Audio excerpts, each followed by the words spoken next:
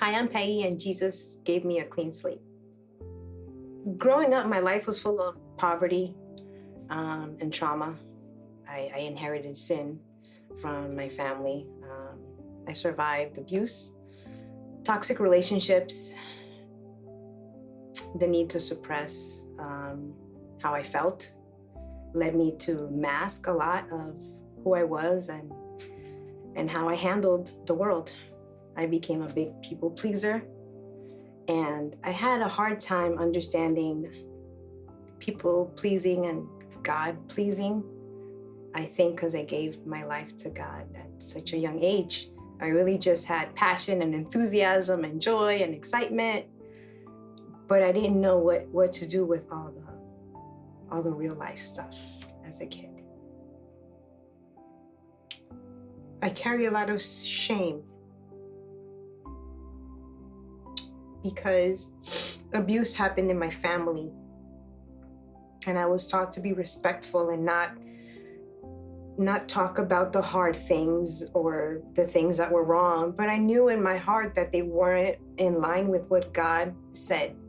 It wasn't loving and it wasn't supportive, and as a kid, I didn't know how to serve God. I often felt that I would have to pretend that I didn't know the conviction that I felt in my heart because it didn't fit in everywhere. I felt misunderstood. I had a lot of spiritual intuition, but I had no understanding of what that was. And I fell into the same sinful behavior that I was told was normal. I got into toxic relationships that hurt me. I denied that I loved God. And I thought that if I loved my marriage enough, that it would overcome any abuse. I did get divorced. And I thought God wasn't hearing me. I spent a week in a mental health facility. I had so much depression that I was not even in my right mind when I would go to work. I just didn't notice who I was. I was still a mom. I was still paying my rent. I was still doing all the things that I was supposed to do. And good morning, how are you? And I was broken every single day. There wasn't just one time where I felt I need a do-over. It was so many do-overs. And I never met and I never had a relationship to offer me so many do-overs. And I do stuff afraid all the time.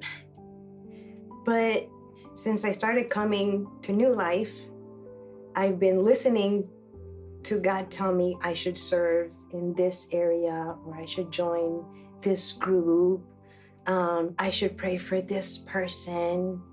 It didn't happen overnight, but I also see so much joy in the storm. I don't know how else to overcome trauma without my faith.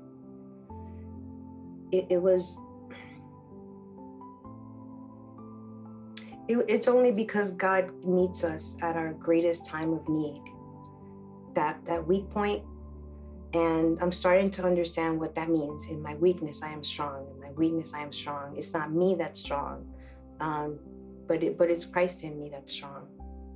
That's what I want to share with people.